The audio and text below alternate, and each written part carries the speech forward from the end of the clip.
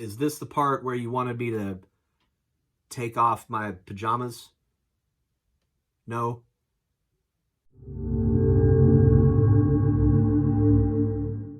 Hey, welcome back, Pantaloons. I hope everybody enjoyed the video yesterday about the prehistory of Dr. Pants. So today we've got, it's a really special thing that we have where we have Brian Byrne and Jeremy Green and Emerson Mounger, and they are all, I got to be on a Zoom call that we recorded with all of them where we talked about the first couple years of Dr. Pants as a performing entity, because they were all involved and all very much instrumental in that. Some of the initial sort of Pants enablers, as I like to say. But before we hop into that interview, I want to talk a little bit about sort of some of the circumstances that led up to sort of that first beginning period of what we call of performing under the name Dr. Pants.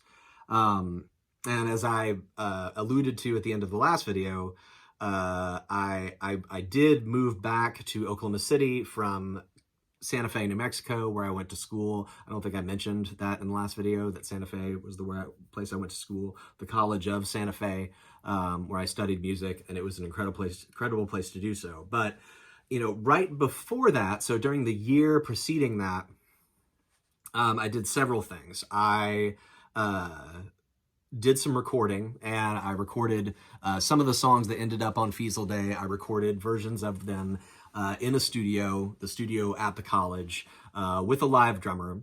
And the sound that we got left a lot to be desired, but we didn't have a lot of time. And and nor did we have probably any sort of optimal setup in terms of miking and things like that. And, there were a number of issues that contributed. But not only did I do that, but I was also really starting to consider the idea of, okay, I don't really want to record and perform under my own name anymore. Like I made sort of a decision that I didn't really want to be David Broyles or Dave Broyles, as I had been releasing things up to that point. And really just, I wanted to perform under a band name and record under a band name. Even if it was just me, I wanted to have some other name, a la 9 Inch Nails or whatever, okay? And so one of the names that I considered was the Fiesels, which it was almost, I think I already even knew that my next album was going to be called Fiesel Day. Like, I think I already had that in my head, which is a reference to an old episode of The Cosby Show, which, we know the problems with Bill Cosby and things now, but many people of my generation still, there were things about The Cosby Show that we probably will always love, despite the ugliness. And so the Fiesels was one of the names I considered. And then briefly during that time, I actually had a little trio band together in Santa Fe with my friends Alicia and Aaron. And the one show that we played under the name Toast, and if we had kept going, we probably could have kept playing shows under the name Toast. And maybe I would have eventually, released the record under the name Toast. But then things sort of fell apart, and so we didn't end up, playing together all that long. But then finally, what I settled on is I settled on wanting to name my band The Pants. Like, that was when I really sort of searched my soul, that was my first choice. I was like, we're going to be The Pants, And so I'm working, after I graduated college, I'm working my job at Triloco Records, which was a small record label, owned by Polygram Mercury, that had an office in Santa Fe. They were a world music record label. And I had a screensaver on my computer at work. On the Macs, you used to be able to just like do a thing where you typed in some text and made it your screensaver, and it would just flash like this or whatever, or float across the screen or whatever. And so I had mine set to just flash the word pants, just, all over the screen. And at one point, one of my coworkers, who was from New York, comes in, and my computer's flashing at screensaver, and he's like, oh yeah, there was a band back in New York called The Pants.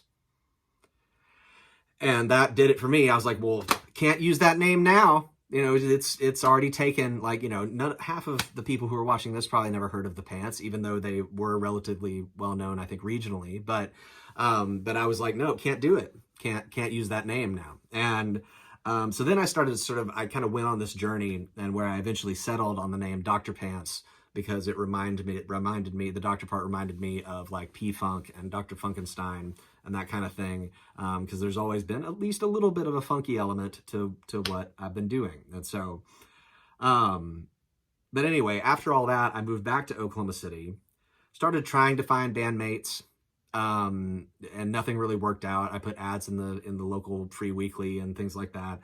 And I was also continuing to work on more music, and I was recording more stuff on 4-track cassette that ended up also being on Fiesel Day, and ended up sort of making it into sort of the huge, crazy record that it was.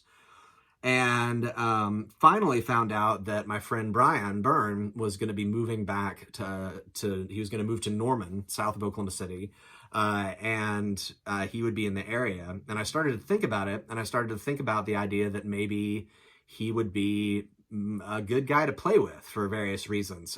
Most of all because I knew we would get along, and I knew that he, was always generally in favor of the things that I was doing. And so, all right, so now we'll cut to me talking to Jeremy and Brian and Emerson, and we'll hear a little bit about what happened from there.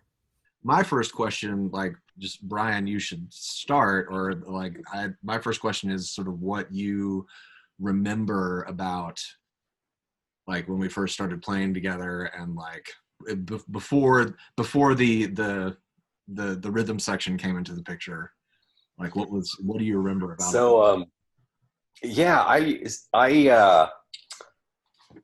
was after I graduated college, I moved to Norman because Aaron had my wife now uh, had another year left at OU to finish her degree, and it sort of took some doing, but like, yeah, I think we were hanging out somewhere, probably like, hey, we live in the same general area, we should get together and have fun. And so we got together, and I think we had fun. And I think you must have mentioned it at that point or something. So I remember practicing at your parents' house, actually, which Yeah, is like 5 blocks from where I live now. yeah. And uh, we for open mic night at Galileo's, it's been Picasso for a while, but like, I still, like, about one time out of every six, I still think oh, we could go to Galileo tonight. Like, Right. we had a time machine. But yeah, they had an open mic night every Tuesday, and we would go up there, and there was this like kind of rotating cast of regulars. Yeah. Like, the hosts were these two guys. I think it was Enough Rope, Yes. and they, um, they they always played Closer to Fine by the Indigo Girls, and a couple of other things I can't remember. There was one woman who played that one Stevie Nicks song, Landslide. She played Oh, Landslide every week, and I don't remember if she played anything else. There was the Dobro guy, yeah. uh, Uber guy. who played Train, who Yeah, every time. Time. was like kind of surprisingly bitter about some Yeah, things. I don't really know. To this day, I'm not 100% sure what his problem was. We would play I don't, were they Dr. Pants originals, or were they just stuff from your like solo back catalog? It was some of both. I mean, I didn't have the Fiesel Day CDs done yet. Like, I think they were in process. Yeah. I had, like, I was figuring out where I was going to press them, and um, figuring out how I was going to print the artwork and all this stuff. And so we had some of that stuff, but then there was other stuff that I was like digging further back for, because there was some stuff that I had done in the years previous that it never really gotten performed live, because it was like, well, there's a, I feel like there's a lead part that needs to be there, or whatever. And so, because I've always been mostly a cowboy chords kind of guy, and so getting above the third fret or so was always like, I don't know if I'm going to be able to do this, but yeah, I feel like I got most of it. I will say that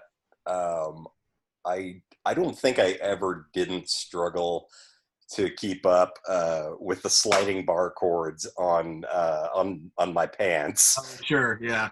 Uh, I actually went back and like I'm working on a thing right now where I'm going to put out some acoustic versions of sort of some of the stuff from the last 20 years, just as kind of a little thing to mark the occasion. And I sat down and I was like actually trying to strum that part on an acoustic guitar into the computer as just to have a scratch to track over. And I was like, this is ridiculous. Like I can't believe I ever did this on a regular basis. Like I'm so relieved it wasn't just me. Every show I played this like this, and I'm sitting here going, man, when I track this, I got to figure out some other way to play this stupid song. But yeah, you're gonna have to do like a George Martin piano solo thing. Right. After all this time, who wrote this thing? God, right. Yeah, and so no, I find it's funny because I remember, and maybe it did all come together after you were already in Norman. I have this memory of maybe plotting to do something like even just over email before you even moved. Like that's entirely possible. Yeah. Found out you were moving here, and I was like, I've got an idea. And I was actually telling somebody the other day, I was talking about how like I'd been back in Oklahoma City for, I don't know, a year and a half or something like that. And I had tried to find some people to play with. Like I did an ad in the Gazette. I did the whole deal, and like nothing ever like gelled. And so like once I was like, okay, but Brian's coming back, and Brian, I've seen Brian play. Brian can do enough. Like he can do like, That's always been my thing. Right. And so, and I knew that you weren't afraid to sing things, and that was helpful too. And I remember we did some rehearsing at your place in Norman too. I remember. Yeah, we must have. I mean, a fair amount. Yeah, because I've never shied away from an opportunity not to drive, so that would track. I feel like. Yeah.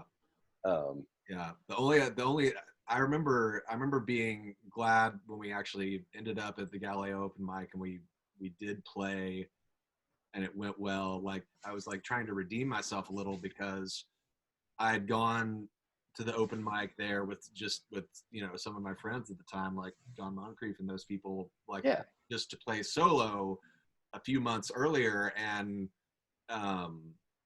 like I got there and there was a guy on stage and there wasn't anybody else there with instruments. And I was like, well, I guess it's just not a very popular open mic. Yeah. Mm-hmm. And so eventually I'm like, hey man, can I play? Like, and he lets me.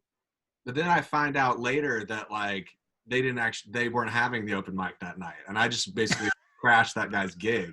Oh, nice. Oh my god, that's awesome. Yeah. It's like okay, I can go back when the open mic's really happening, and act like a more respectable human being. Go ahead, buddy. Right. He's like, I guess. He was weird about it. Like, why is he acting so weird? This is supposed to be an open mic. Like, nobody said anything. Like, it was just, and I didn't say like, isn't this the open mic or whatever? Like to sort of clarify. If I had done that, maybe it was like, oh no, they're not having it tonight or whatever. Yeah, and the only other thing that I think is important to mention about sort of that.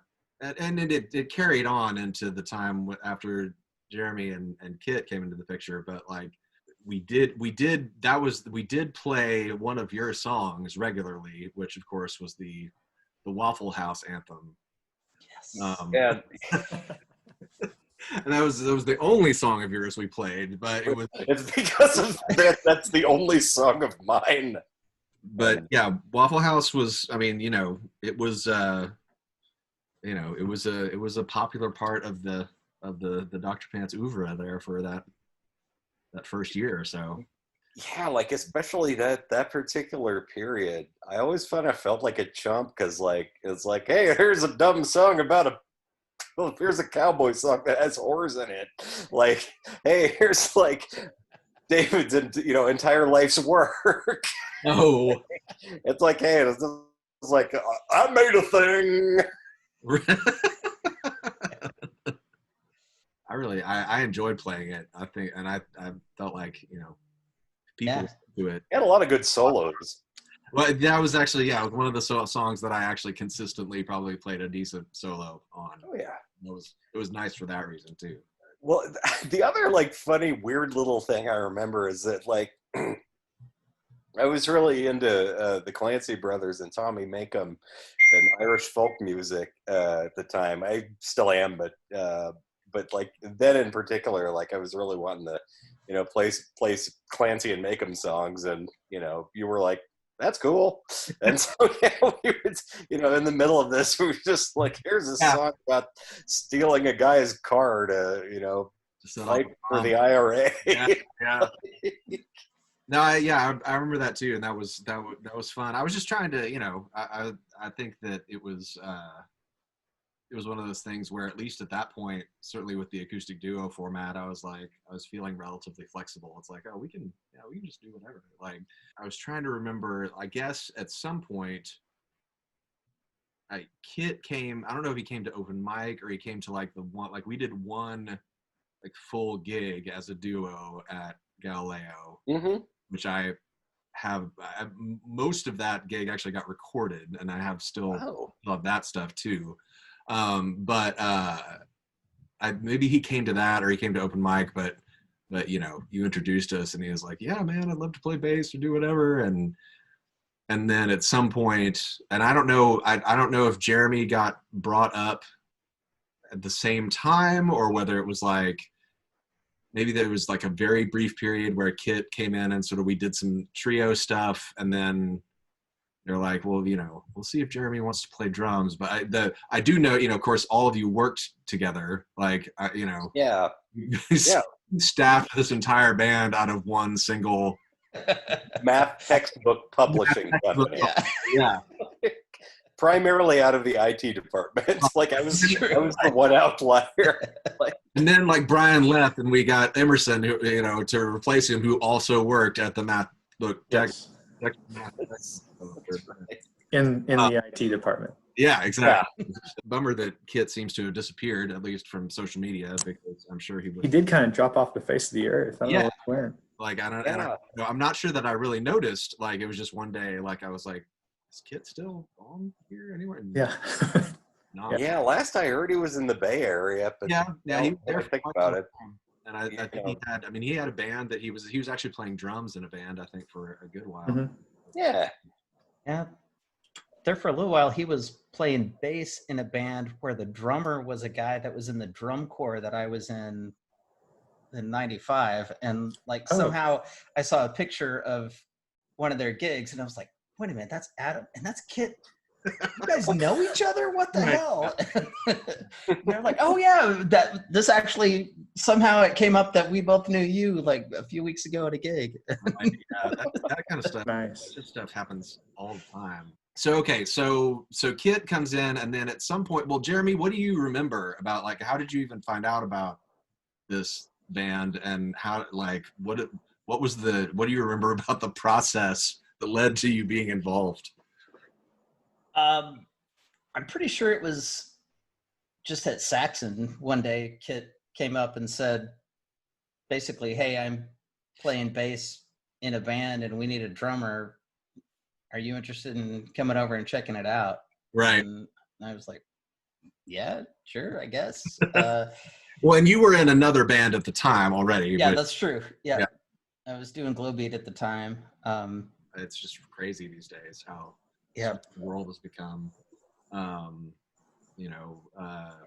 There's this songwriter that Casey and I met at the Kerrville Folk Festival, and then a few months later,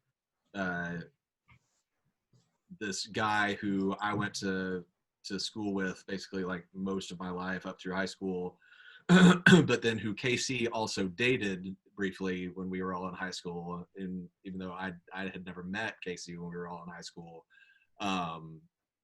Anyway, he's on and he's like, wait, how do you guys know Emily? And it's like, well, how do you know Emily? And it's like, well, Emily was my ex-wife's best friend in college at University of Tulsa. And like, it's just, yeah, it's we had Aaron and I had that same thing happen with like at least two different people with well, first of all, with one guy who I may never have met, so I will irrelevant. But the other one was Matt Floyd. Oh yeah, totally. Who not only you knew, but who was actually in Under the Lights in the lyrics. Yeah, totally. But still not dead. And he is, of course, an Eastern Orthodox priest now. Oh wow, really? Yeah. Wow. He was at my dad's memorial service, but you would have never recognized him in a million because he's got like the beard down to like here, and like he's in the traditional robe and everything. Like, yeah, it's something else. That's amazing. And do any of you guys know Arsenius Corbishley?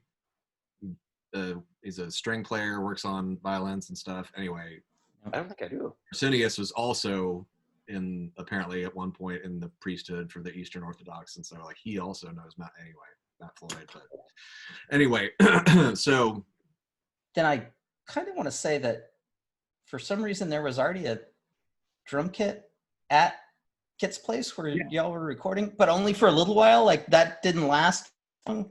Maybe, yeah. I mean, he was learning kit because I think he owned one. Yeah, he was learning to play the drums, like he already played bass forever, but he got really interested in learning to play the drums. So yeah, I remember that. So yeah, like at first I just came over and showed up at Kit's house and was like, all right, there's a drum set I would play, and it was super easy. Yeah, it was super easy. And then at some point, I don't know if he sold the kit or was using it for something else, but I had to start lugging stuff back and forth. And that made the process extremely more difficult than it was in the early days. I don't know about this band, you guys. Right. Now I have to actually put effort into this.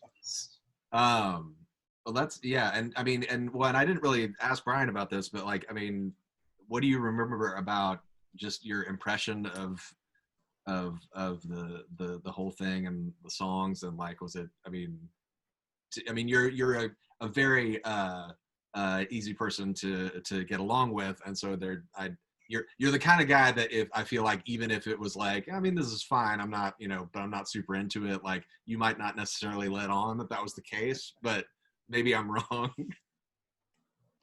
Yeah, no, I liked it, and it was definitely a nice contrast to what we were doing in Glowbead, because that was very improv driven and like just not a lot of structure and not a lot of deliberate songwriting, and so it was definitely nice to kind of be in this other thing that was a little more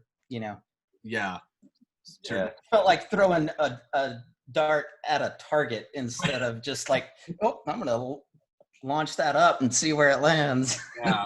I mean, it's sort of, definitely more, definitely a lot more traditional song structure and stuff like that. And like, it's funny because I actually had designs on trying to like write some stuff that was a little bit more far out. And I had a couple of things that we never ended up really working on that I think probably could have been interesting, but at this, in sort of, that were more sort of on that side of things, but it was just, we just kind of ended up doing what we were doing. I think and that was also the strange part is like, I was saying recently, like I did that Fiesel Day record. It was this 2 CD set. It had, 30 something songs on it.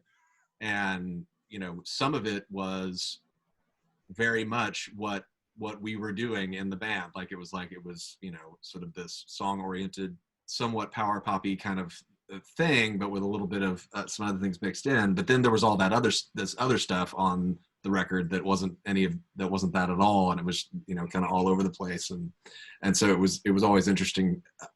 I don't know really what I expected. Like, it's like once we got a band together, it's like, well, you get a rock band together, your rock band's going to play like the rock band stuff that you write. And probably not, some of the, not, it's not a situation to break out a lot of, electronics or other craziness, but we would still go and do the open mic sort of like in the quartet format, but in sort of like an acoustic quartet format. And you would bring like congas and it would still be in, but I think I'd bring a djembe most times. Maybe, yeah. Yeah, and Kid had an acoustic bass too. I think there were about 6 acoustic basses made, and they just got passed around from person to person. And Nate had one at one point. The guy in the Violent Femmes had one. Yeah. He probably held on to it. Somehow I've ended up with one of them now. Oh wow. Yeah, it's And yeah, so we would still go play open mic, but I can't remember how many, like, I know that, Emerson, once you were in the band, like, I know we played at least, several Galileo shows, but I can't remember how many Galileo shows we played, like, as the full band, like, before you left. I'm sure there must have been at least 2. I think it was like 2 or 3 at least. Yeah. I want to say we played at the Unitarian Church once. And we absolutely did. Yeah. Okay. One of my most vivid memories of and Pants was doing the Waffle House song at the Unitarian Church, and like somehow we got to the end of the song, and I think there was maybe a little break before the last line or something. Yeah. And I started to do a roll on the ride cymbal to just kind of, and I meant to just like have it be this gentle sort of, swell into the thing, but I started doing the roll, and I think I caught you guys by surprise because I look up and y'all are both looking at me like, what the hell are you doing? And so I just kept rolling and kept increasing and increasing, and you guys just kept looking at me, and by the end I get to where I'm just roaring on this ride cymbal, just and then finally Dave turns around and goes, and we get into the last chord of the song. That's awesome. I think because we did the Unitarian Church thing, and I I was just like, we'll just play a show there and people can come. And then we got asked by the youth group to play at the rally also with like their big gathering where they had a bunch of the youth groups come in from out of town. And I really I remember that going well. I remember getting a kid to like lie down on the floor in his sleeping bag and writhe around like a worm during the Zeke the Worm song that one of my old songs that we were doing. And so there were a couple of those, but and I think the first one, the one where it was just like I just decided we were going to play there and it wasn't for the rally. That's the one I think I have a recording of as well. So that Waffle House with the cymbal thing may be immortalized. I'll have to go back there. That's awesome. But other than the Unitarian Church gigs, and then we did Galileo a few times, like I don't know that there were any other like full shows that lineup played. And at some point, Aaron graduates and finishes up at OU, and then you guys decide that you're gonna go to back to Tulsa, right?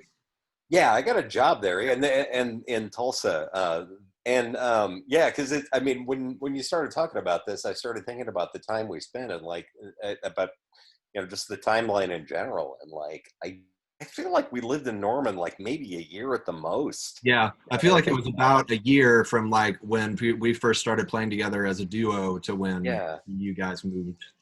Yeah, because we moved to Norman in like the end of summer '99, and then it's either the beginning or the end of summer 2000 that we would have moved up there. Yeah. So not actually all that long. I mean. Which, going from like showing up at open mics to like playing, several full band sets is in that time is like, while holding down respective day jobs is, Yeah. that seems pretty good. Yeah. It was all right. I mean, it seemed like everybody was having a good time once you were gone. And so, and I, again, like, this is sort of like, you guys are just at Saxon and you're all at Saxon. And so like I was just weirdly not involved in most of the conversations, but like, so Emerson, so how did it go down? Like you actually sort of being approached about sort of taking Brian's slot. So if I remember correctly, Kit and I were in a band, just a little cover band with a bunch of other Saxon people. Okay. Smiling A lot Joe of musicians at Saxon, by the way. Hey, what? A lot of musicians at Saxon. Yeah, no, yeah. If that's not clear by now. And so he had just mentioned that, Brian was leaving and, would I like to check it out? And I was like, sure, absolutely. And so, I actually went to one of the full band shows at Galileo at the time just to check it out. And I was impressed that, it was all original because, at that time I'd just been playing mostly, covers and stuff like that. So, so I was like, yeah, sure. I'm in. Definitely was a rarity for Oklahoma City at the time. I will say that.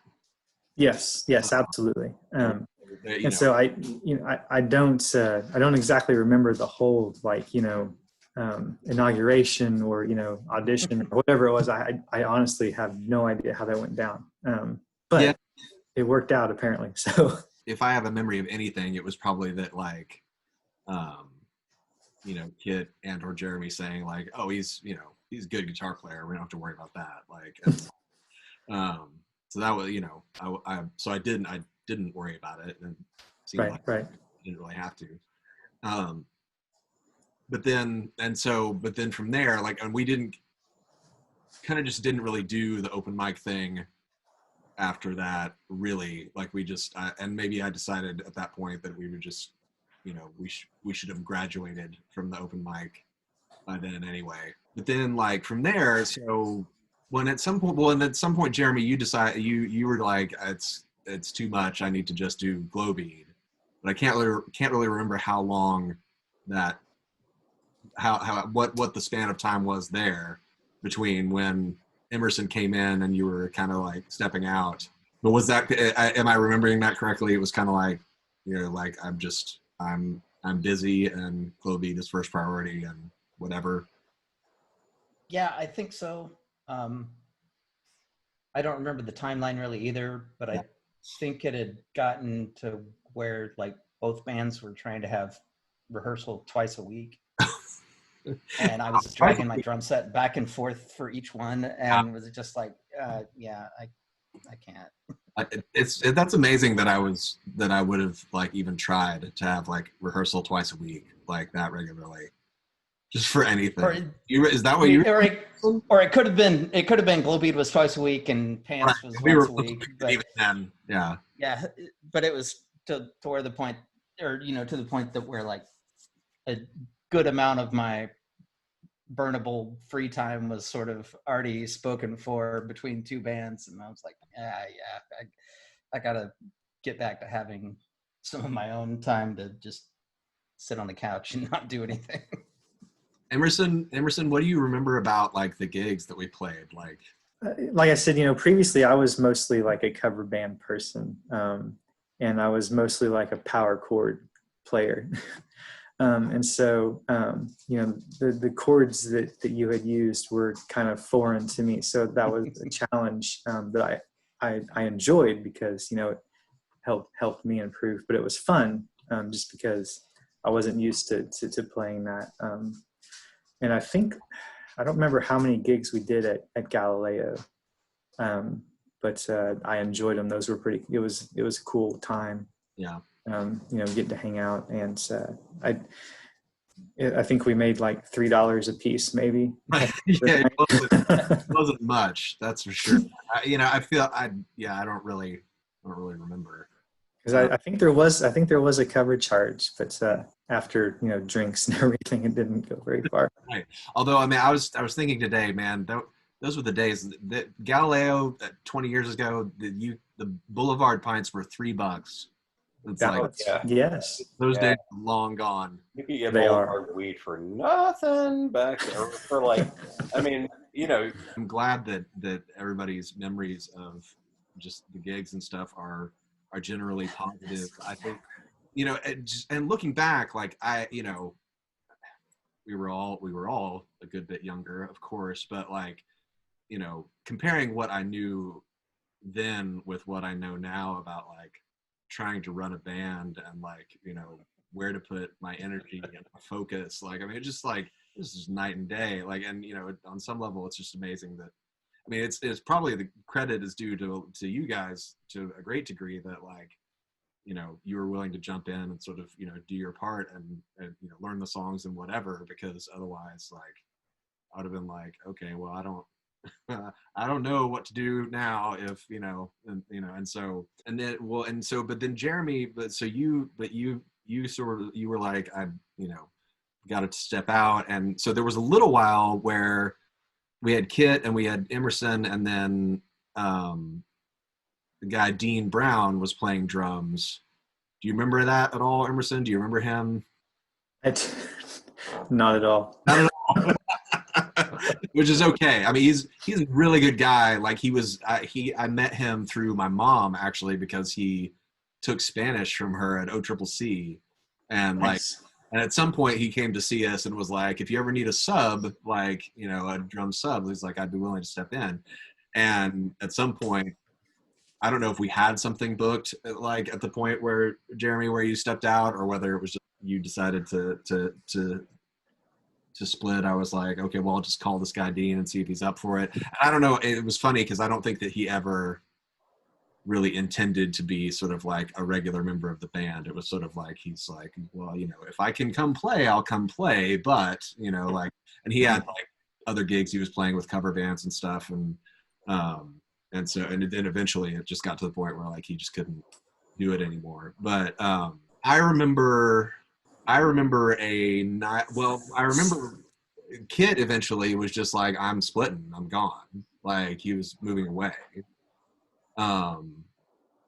And so that, I guess, was the sort of the final nail in some ways, because it was like, well, that kind of leaves me in a bit of a lurch. I technically don't really have a drummer, and now I don't have a bass player either.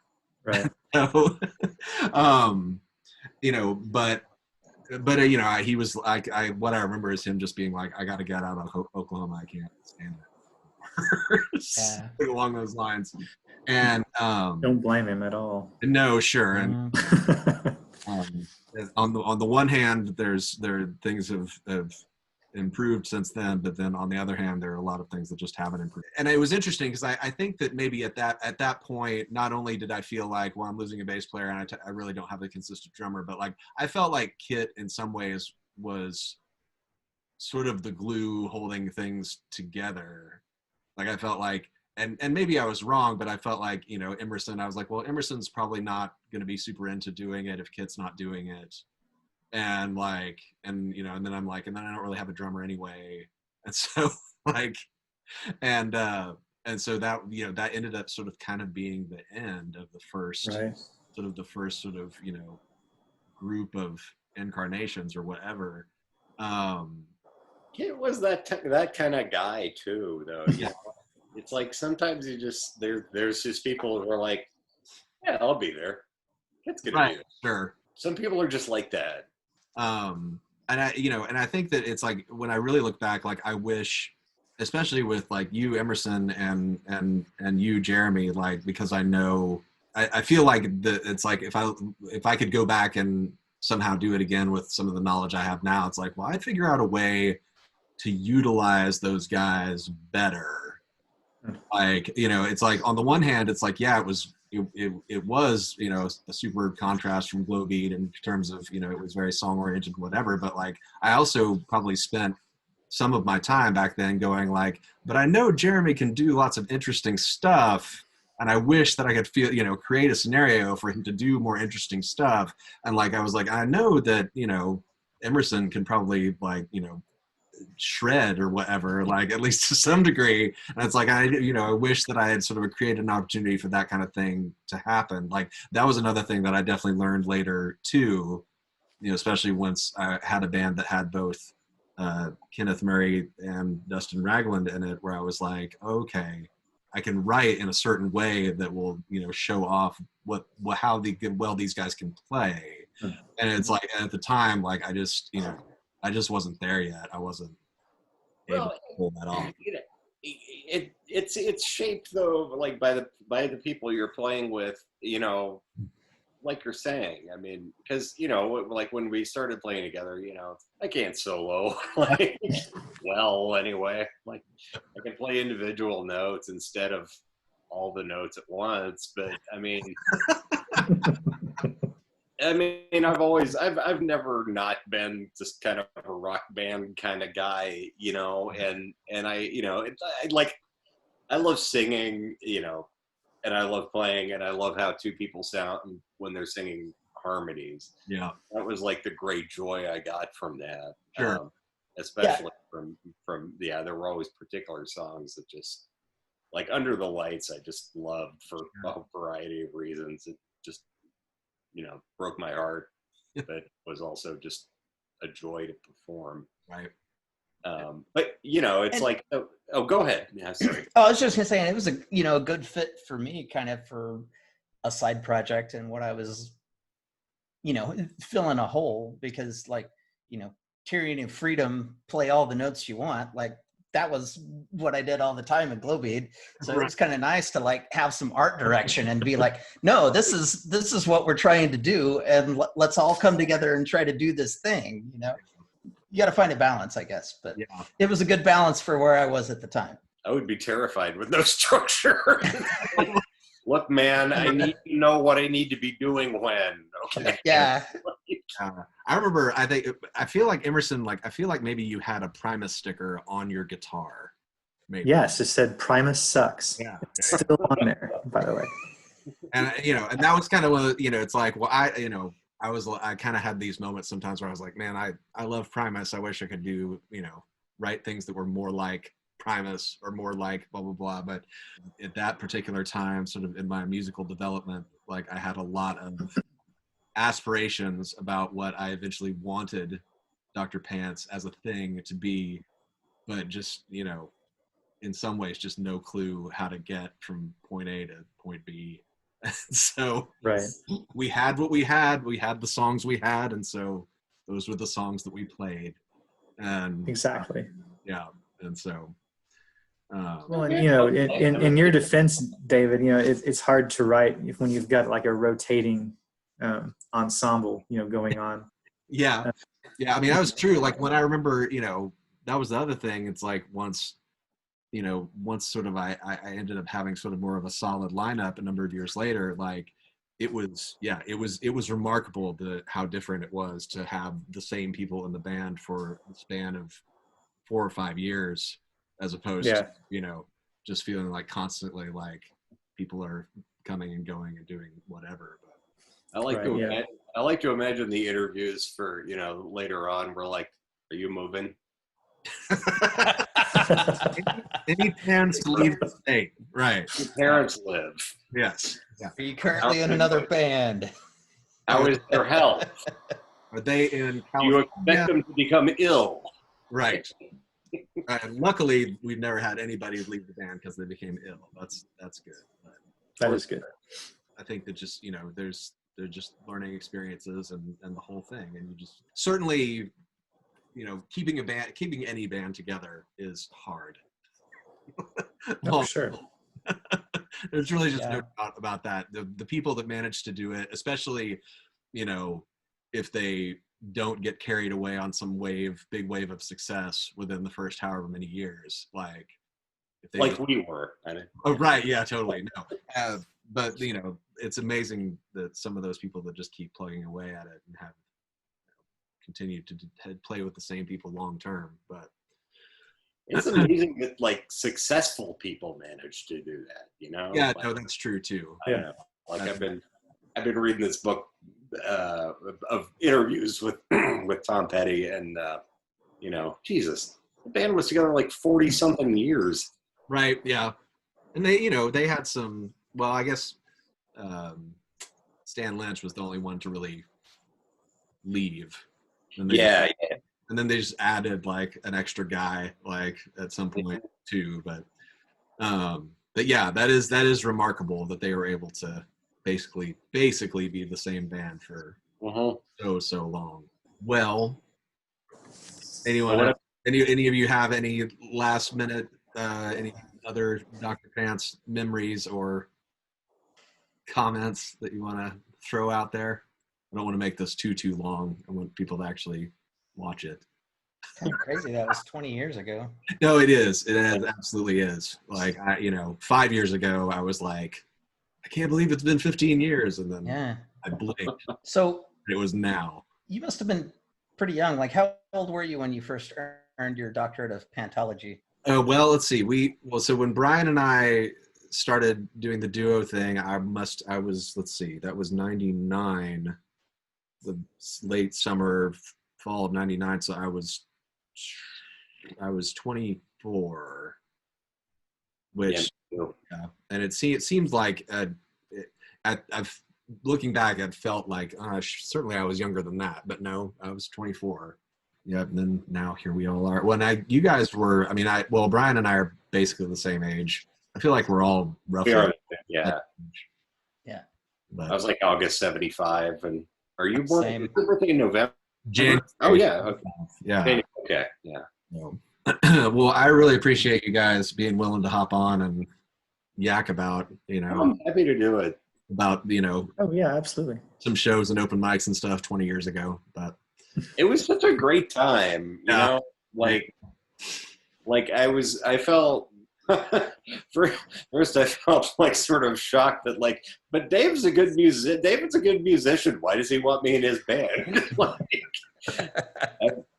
I don't know. Well, and I've always been one of those people who like, I'm way more likely to work with people that I already know and feel comfortable with if I can. That was certainly an element there too. I was like, well, Brian's going to be here. I know Brian and I gel sort of as people, and so like whatever skills you had, I was like, that's going to be enough. We can work with that. Yeah, do what we want to do at least at the beginning, and so. And honestly, if you want to build a band for a long term, that's more important than is a great musician. Right. Yeah. Well, and definitely.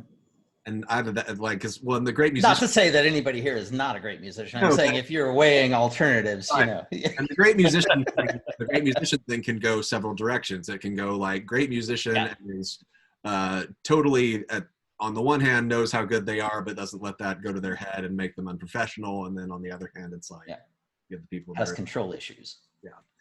But yeah. Am I the Yngwie Malmsteen of my generation? Perhaps. Oh my gosh.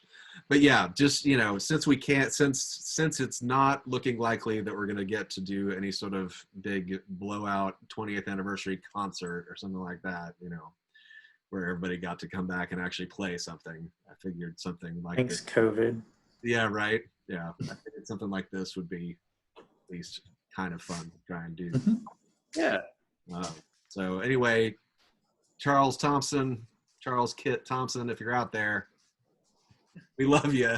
Yeah, like absolutely. Raise one for an email. I have the same email I had back then. I don't know if that's true or not.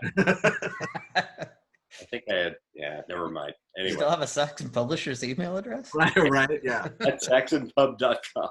I no longer have my CompuServe email address that I had. Yeah.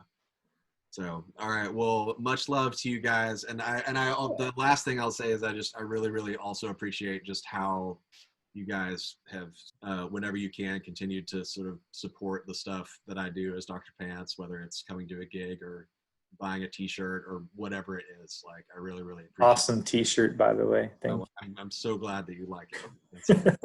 But yeah, that means a lot to me, and that definitely tells me like, okay, well, I didn't do anything too irritating back in the day that they don't want to have anything to do with me. So, Not at all. Yep. anyway, well, I hope that the world will somehow allow me to see you guys again in person eventually. So, Yeah. but Absolutely. anyway, again, thanks so much. So, Yeah. Yeah. all right. Glad you put it together. 20 years ago. Yeah. All right. Well, I'll talk to you guys later on. Alrighty. Cool. Good night.